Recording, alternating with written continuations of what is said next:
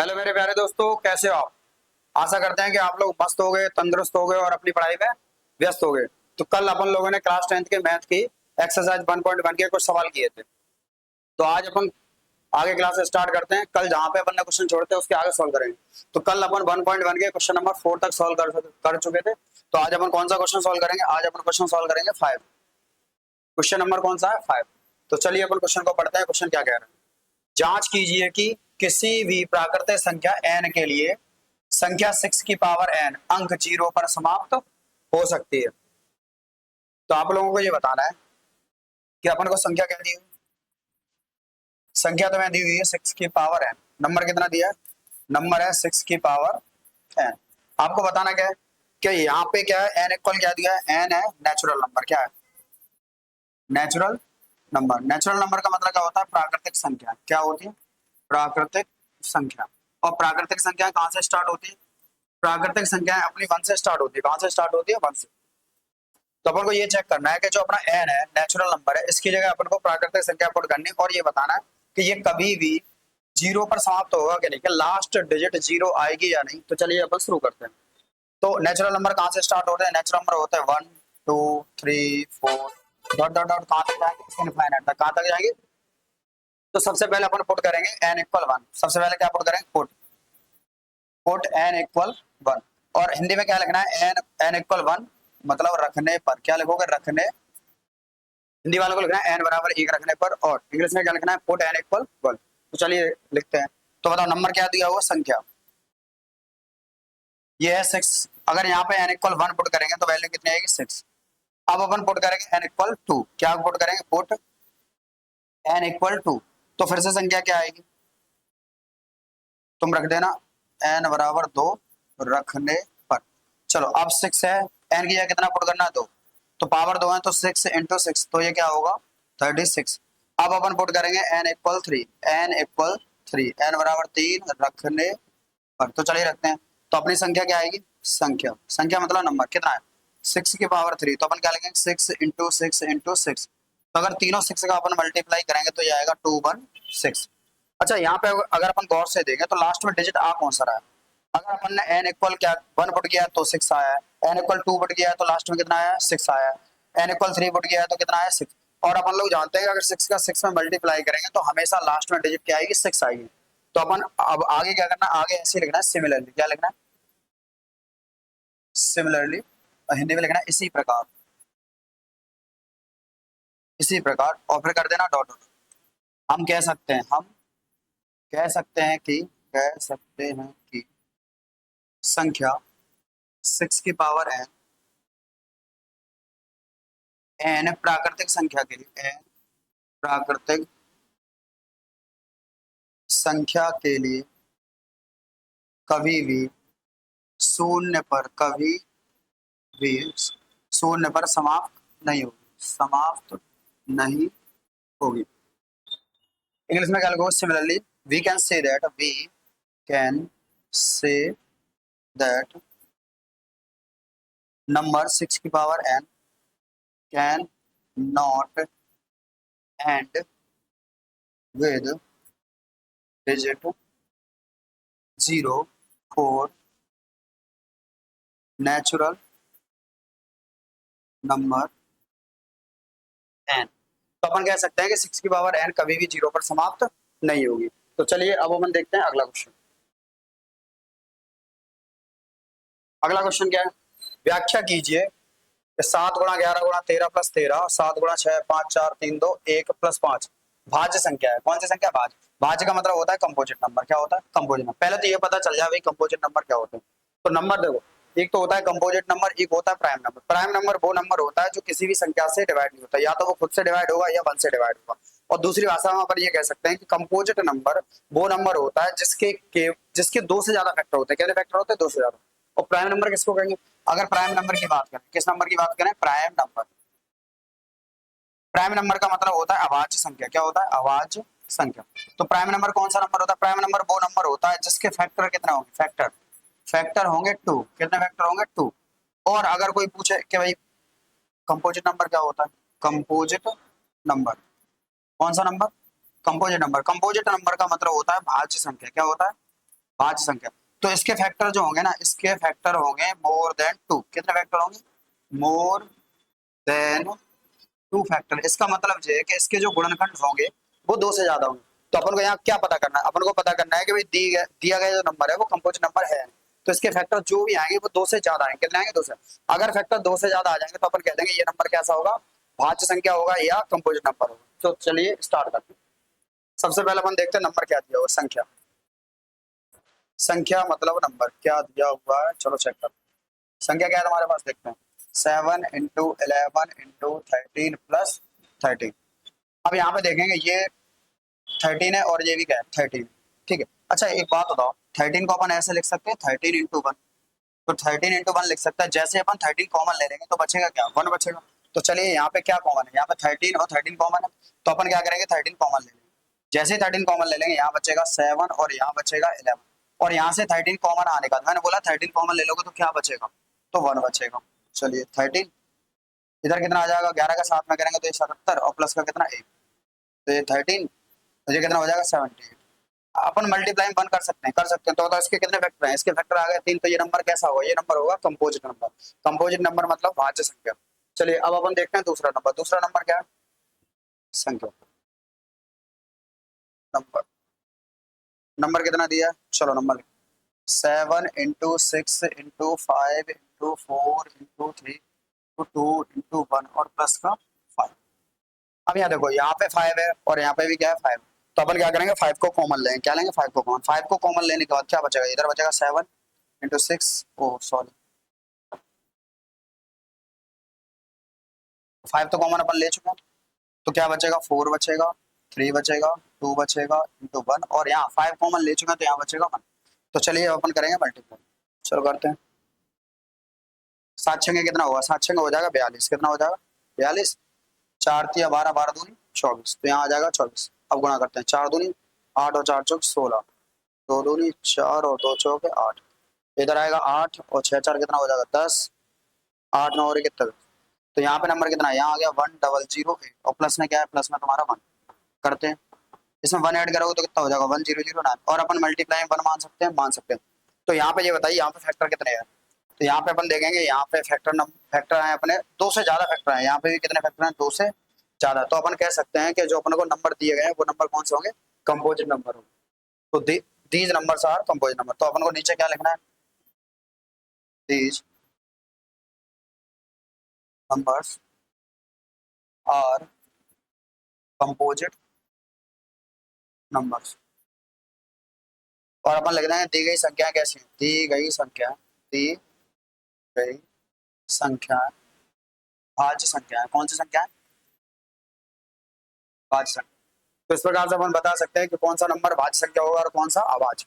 तो composite number के कितने फैक्टर होते हैं? कंपोजिट नंबर के होते हैं मोर देन 2 फैक्टर। तो अपन देखते हैं अगला क्वेश्चन। चलो पढ़ते हैं क्वेश्चन। क्वेश्चन क्या करें?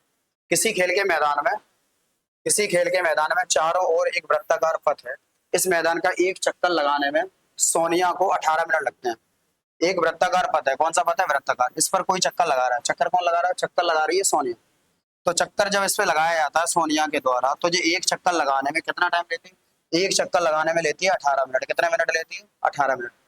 चलो आगे रीड करते हैं। इस मैदान का एक चक्कर लगाने में रवि को 12 मिनट लगते हैं। एक व्यक्ति, दूसरा व्यक्ति और है, वो कौन है? वो है रवि। कौन है? रवि को एक चक्कर लगाने में कितना समय लगता है? रवि को एक चक्कर लगाने में लगते हैं 12 मिनट। कितने लगते हैं? 12 मिनट। मान लीजिए कि वे दोनों एक ही स्थान से मान लीजिए कि वे दोनों एक ही स्थान से एक ही समय पर चलना प्रारंभ करके एक ही दिशा में चलते हैं, तो कितने समय के बाद पुनः वे प्रारंभिक स्थान पर मिलेंगे? मतलब ये है, इस क्वेश्चन में क्या बोल रहा है? बोला ये जा रहा है कि भाई दोनों लोग एक तो सेम डायरेक्शन में चल रहे हैं, समान दिशा में चल रहे हैं और सेम टाइम पे चल रहे हैं। ठीक है। और फिर ये बताना है कि जब ये लोग जाते हैं और घूमते रहते हैं, फिर दोबारा से इसी स्थान पर ये कब मिलेंगे। सही बात तो ये है कि जब ये पता करना है कि प्रारंभिक स्थान पर कब मिलेंगे, तो इसके लिए अपन को एलसीएम निकालना होता है। क्या निकालना होता है? एलसीएम। एलसीएम मतलब लोएस्ट कॉमन मल्टीपल। क्या निकालना है? Lowest common multiple. तो क्या क्या टाइम दिया है? टाइम अपन को दिया है 18 मिनट और कितना दिया है? 12 मिनट। तो चलिए देखते हैं। सोनिया के द्वारा सोनिया के द्वारा एक चक्कर लगाने में लगा समय। एक चक्कर लगाने में लगा समय। समय कितना दिया है? समय दिया है 18 मिनट। और रवि रवि के द्वारा एक चक्कर लगाने में लिया गया समय, इसके द्वारा कितना समय लिया गया? 12 मिनट। तो इसको अपन इंग्लिश में कैसे लिखेंगे? सोनिया सोनिया टेक्स, क्या आ गया, Ravi takes 12 minute for the same, और सोनिया क्या कितना है? Sonia takes 18 minute to drive 1 round of the field, मतलब एक राउंड लगाने में कितना मिनट लगते हैं? तो Sonia takes time to drive 1 round. ऐसे अपन रवि का कैसे लगेंगे? Ravi takes time to drive 1 round, एक राउंड लगाने में इसे कितने मिनट लगते हैं? इसे लगते हैं 12 मिनट। तो सोनिया ने कितने लिए? सोनिया ने तो लिए 18 मिनट एक चक्कर लगाने में, और रवि ने कितने लिए? 12 मिनट। तो अगर अपन को ये पता करना है कि मतलब समान समय पे जब व्यक्ति कोई चलेगा तो दोनों लोग एक ही स्थान पर कब मिलेंगे, तो इसके लिए अपन क्या निकालते हैं? इसके लिए अपन निकालते हैं एलसीएम। तो चलिए स्टार्ट करते हैं। नंबर क्या क्या दिया? नंबर अपन को दिया है 18, कितना दिया? 18, और कितना दिया? 12। तो इसके अपन फैक्टर करेंगे अलग, और इसके फैक्टर अपन करेंगे अलग। और हाँ, एलसीएम निकालने के लिए अपन फैक्टर एक साथ भी निकाल सकते हैं, पर जैसे अपन करते आ रहे हैं वैसे करेंगे। चलो 2 से डिवाइड करते हैं। तो 2 9 जा 18, और 3 3 जा 9, और 3 1 जा 3। यहाँ पे 2 से डिवाइड करो, 2 6 जा 12, 2 3 जा 6, और 3 1 जा 3। तो यहाँ पे 18 के फैक्टर कितने हैं? 18 के फैक्टर अपन यहाँ लिखेंगे 2 इंटू 3 इंटू 3। और यहाँ पे 12 के फैक्टर कितने हैं? 12 के फैक्टर अपन कितने फैक्टर हैं? तो 2 इंटू 2 इंटू 3। और अब अपन को क्या निकालना है? अब अपन को निकालना है एलसीएम। क्या निकालना है? एलसीएम। तो चलो करते हैं एलसीएम। सबसे पहले अपन को जो दिया होता है वो सारा का सारा लिखना होता है। क्या करेंगे? सारा का सारा। पहले वाले फैक्टर कितने हैं? पहले वाले फैक्टर हैं 2 2 3, कितने के? 2 2 और 3। अब अपन को देखना है यहाँ 2 कितनी बार है। यहाँ 2 तो है 2 बार, तो अपन ने 2 यहाँ पे लिख दिया 2 बार। सॉरी, यहाँ पे थोड़ी मिस्टेक हो गई। चलो क्या मिस्टेक हुई है, चलो देखते हैं। यहाँ पे फैक्टर कितने हैं? 2 3 3 है, कितने? 2 3। एक मिनट रुको, और सब गड़बड़ हो गई, एक मिनट रुको।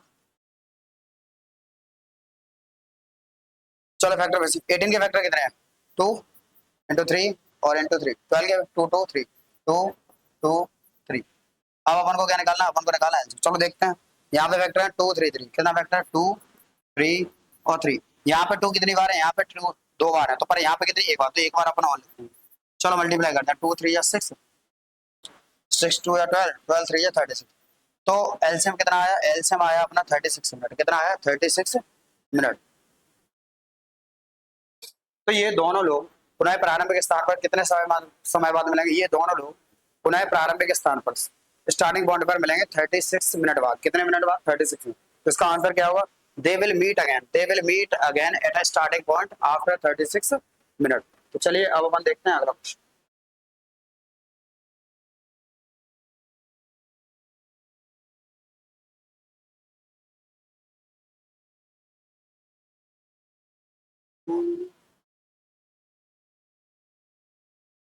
अब अपन लोग स्टार्ट करेंगे एक्सरसाइज 1.2। एक्सरसाइज कौन सी है? 1.2। अब इसमें थोड़ी प्रॉब्लम रहेगी। प्रॉब्लम क्या रहेगी? ये सारे क्वेश्चन है लैंग्वेज वाले। कौन से क्वेश्चन है? लैंग्वेज वाले। तो पहले अपन सॉल्व करते हैं हिंदी मीडियम से, फिर अपन करेंगे इंग्लिश मीडियम से। तो चलो स्टार्ट करते हैं। सबसे पहले क्या सिद्ध करना है? कि सिद्ध कीजिए कि √5 एक अपरिमेय संख्या। क्या बताना है? अपरिमेय। पहले तो अपन को ये पता होना चाहिए कि परिमेय अपरिमेय क्या होते हैं, मतलब रैशनल और इरेशनल। तो बताओ रैशनल क्या होता है? भाई रैशनल ऐसे नंबर होते हैं, रैशनल मतलब परिमेय संख्या कौन से होते हैं? जिन्हें अपन पी अपॉन क्यू के फॉर्म में लिख सकते हैं। किसके फॉर्म में लिख सकते हैं? पी अपॉन क्यू के फॉर्म में। और क्या होता है? Q is not equal to 0। और इरेशनल नंबर क्या होते हैं? इरेशनल नंबर वो नंबर होते हैं जिन्हें अपन पी अपॉन क्यू के फॉर्म में नहीं लिख सकते। We can not write in the form of P upon Q. तो भाई जैसे अपन कोई भी एग्जांपल ले लो, 1 2 3 4, ये सारे नंबर कैसे रैशनल? अपन ले लें 2.3 2.1, ये सारे नंबर कैसे रैशनल? और रूट के अंदर जितने भी नंबर रहते हैं वो सारे नंबर रहते हैं इरेशनल। कैसे रहते हैं? और हाँ सारे नहीं, अगर अपन ने धोखे से कहीं 9 लिख दिया तो जे जे इरेशनल नहीं है, ये तो होगा रैशनल। कैसे? क्योंकि 9 को अपन लिख सकते हैं 3 इंटू 3, और 3 का जे रूट बाहर निकल के कितना आ जाएगा? 3, और 3 क्या होगा? रैशनल। तो पहले चेक करना पड़ेगा भाई कोई नंबर रूट से बाहर आ रहा है कि नहीं। अगर रूट के अंदर है तो वो होगा इरेशनल, और रूट से बाहर आ जाएगा तो वो कैसा होगा? इरेशनल। तो चलिए स्टार्ट करते हैं।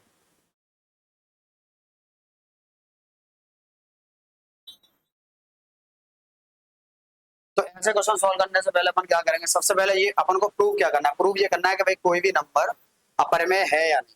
तो अगर अपरिमेय है तो अपन इसको परिमेय मान के चलेंगे। क्या मान के चलेंगे? परिमेय। तो चलिए अपन स्टार्ट करते हैं।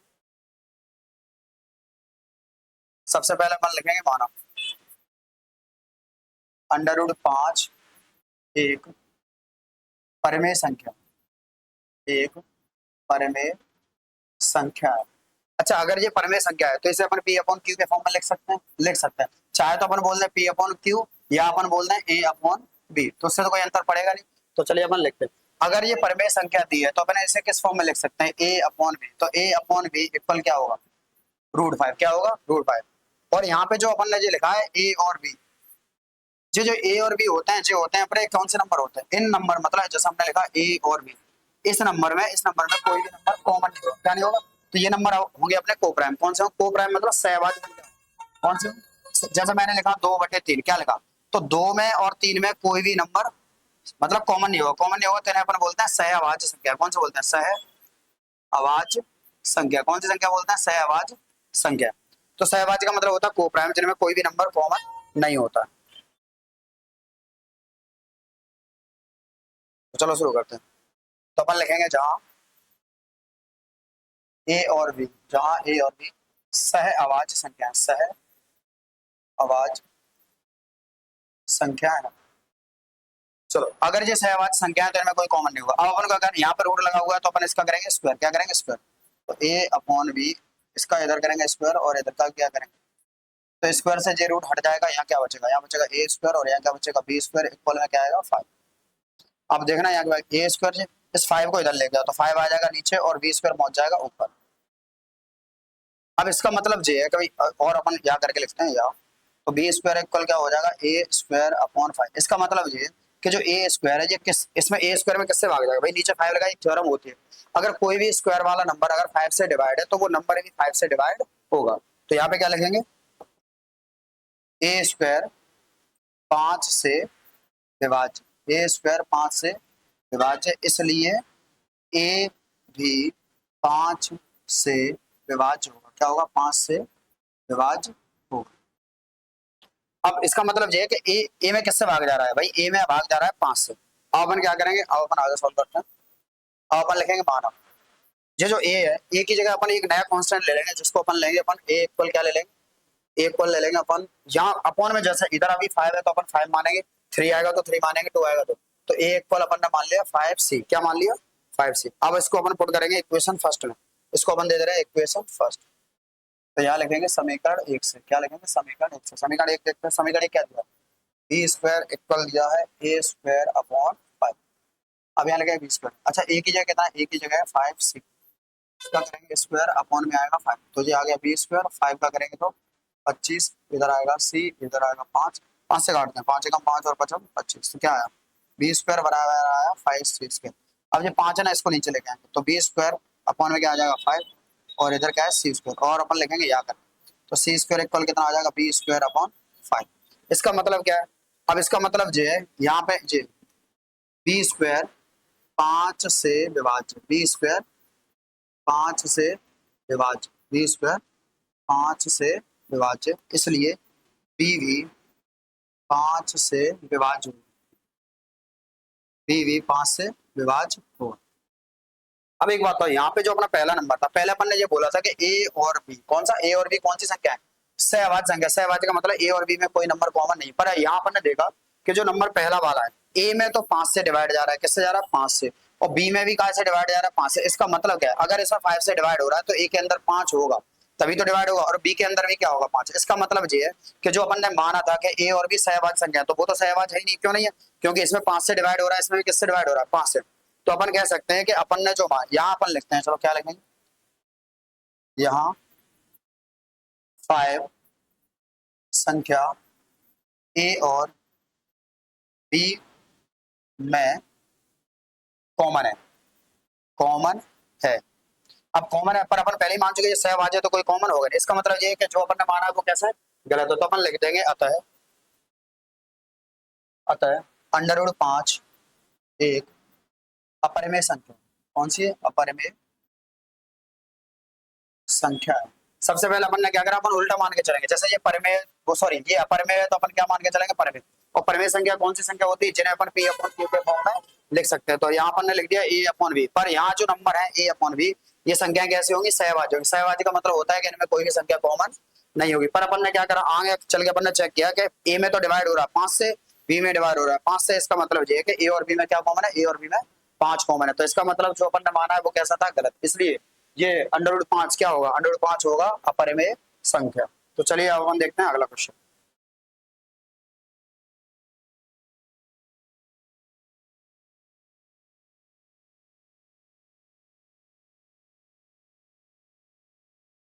अभी अपन ने देखा √5 का, अब अपन क्या करेंगे, अब अपन करेंगे √2 का। √2 एक अपरिमेय संख्या है, अपरिमेय संख्या है, सिद्ध कीजिए। जी अपन को सिद्ध करना है, ठीक है। ये एग्जांपल वाले क्वेश्चन है पर अपन यहाँ करते हैं, ठीक है। अब अगर ये अपरिमेय संख्या है तो अपन उल्टा मान के चलेंगे। कैसा मान के चलेंगे, उल्टा। उल्टे में क्या मानना भाई, अगर ये अपरिमेय तो अपन परिमेय मान के चलेंगे। तो माना माना √2 एक परिमेय संख्या है। कौन सी संख्या, परिमेय संख्या है। अच्छा, अगर ये परिमेय संख्या है तो इसे अपन किसके फॉर्म में लिख सकते हैं, इसे अपन लिख सकते हैं a अपॉन b के फॉर्म में। तो a अपॉन b इक्वल कितना आएगा, √2। और यहाँ पे क्या लिखेंगे, जहां जहां a और b, जहां a और b सह अभाज्य संख्या है, सह अभाज्य संख्या है। तो a और b कैसे सह अभाज्य। अब जो रूट हटाने के लिए अपन करेंगे वर्ग। क्या करेंगे, तो a अपॉन b पे अपन पावर लगाएंगे 2, √2 पे भी अपन कितनी पावर लगाएंगे, तो इससे ये क्या होगा, कैंसिल हो जाएगा। यहाँ बचेगा a स्क्वायर और यहाँ क्या बचेगा, b स्क्वायर। इक्वल में क्या बचा, रूट हटने के बाद इधर बचेगा 2। तो 2 को तो अपन नीचे लिख देंगे, इसको लिख देंगे ऊपर। तो क्या बचेगा, a स्क्वायर अपॉन 2 इक्वल क्या आ जाएगा, b स्क्वायर। अपन लिखेंगे यहाँ, इस b को इधर लेगा, b स्क्वायर इक्वल क्या आ जाएगा, a स्क्वायर अपॉन 2। इसका मतलब क्या है कि a स्क्वायर किससे डिवाइड होगा, a स्क्वायर 2 से विभाज्य, 2 से विभाज्य। अगर किसी नंबर का स्क्वायर 2 से विभाज्य है तो वो नंबर भी 2 से विभाज्य, इसलिए a भी 2 से विभाज्य होगा, 2 से विभाज्य होगा, ठीक है। अपन क्या करें भाई, पहले नीचे 2 था तो अपन ने क्या करा था, तो अपन ने माना था ए, सॉरी पहले 5 था तो a इक्वल अपन ने माना था 5 से, पर यहाँ नीचे कितना है 2। तो अपन यहाँ पे मान लेंगे a इक्वल कितना मानेंगे, 2 से। कितना मानेंगे, 2 से। तो अपन यहाँ मान ले रहे हैं, माना a बराबर 2 से, और यही पुट कर दो। ये इक्वेशन मान लो फर्स्ट, पुट करते हैं तो b स्क्वायर, एक ही जगह कितना रखें, एक ही जगह रखेंगे 2c, और इसका करेंगे स्क्वायर, अपॉन में कितना है 2। चलो अब इधर लिखते हैं, वहाँ क्या दिया हुआ है, b स्क्वायर। तो बी स्क्वायर इक्वल कितना है, बी स्क्वायर इक्वल दिया 2c, 2 का स्क्वायर करेंगे 4 और c का c स्क्वायर, अपॉन में क्या 2। 2 से काटो 2 कम 2 2 2 4, क्या बचा, बी स्क्वायर इक्वल बचा 2c स्क्वायर। 2 को लेके आओ नीचे, तो यहाँ आएगा बी स्क्वायर अपॉन 2 और इक्वल में क्या बचा, c स्क्वायर। अब यहाँ करके लिख दो, या c square equal B square upon 2। इसका मतलब क्या है, मतलब ये है कि बी स्क्वायर किससे, बी में किससे भाग जाएगा, 2 से जाएगा। तो यहाँ लिखेंगे बी स्क्वायर 2 से, बी स्क्वायर 2 से विभाज्य, इसलिए बी भी 2 से विभाज्य, 2 से विभाज्य हो। अब यहाँ एक बात, तो ए में भी दो, ए में किससे भाग जा रहा है, 2 से, बी में भी किससे भाग जा रहा है, 2 से। इसका मतलब ये सहभाज्य संख्या नहीं है, इनमें क्या कॉमन है, 2। तो अपन कहेंगे यहाँ संख्या 2 ए और बी में कॉमन है, क्या कॉमन है। अतः संख्या √2 एक अपरिमेय संख्या। कौन सी संख्या, अपरिमेय संख्या है। चलो अब अपन देखते हैं अगला क्वेश्चन।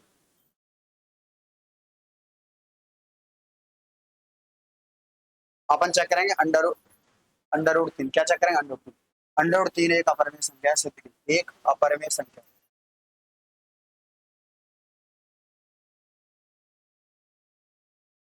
सिद्ध की।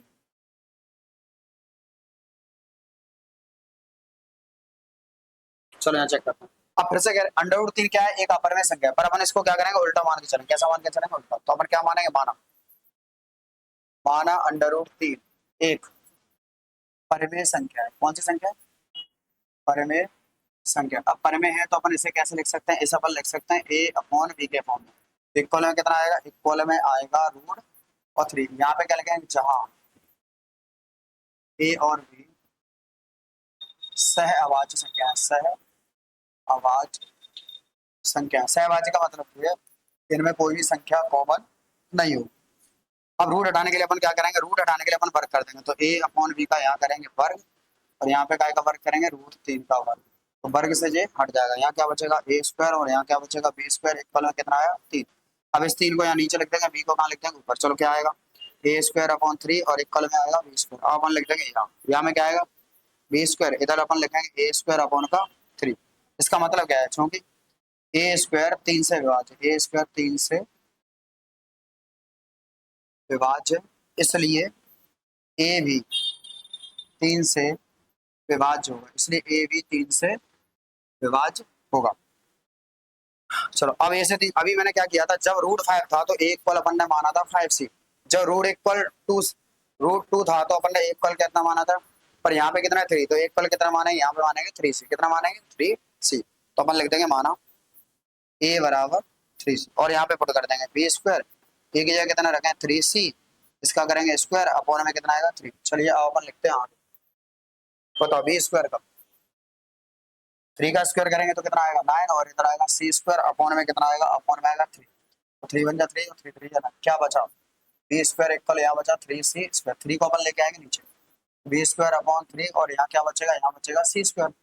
अब क्या अपन लिखेंगे यहाँ, इसको इधर लेके आओ, इसको इधर लेके आओ, तो बोलो सी स्क्वायर इक्वल आएगा बी स्क्वायर अपॉन 3। इसका मतलब क्या है 3 बी स्क्वायर 3 से विभाज्य, बी स्क्वायर 3 से विभाज्य, 3 से विभाज्य है, इसलिए बी भी 3 से विभाज्य होगा।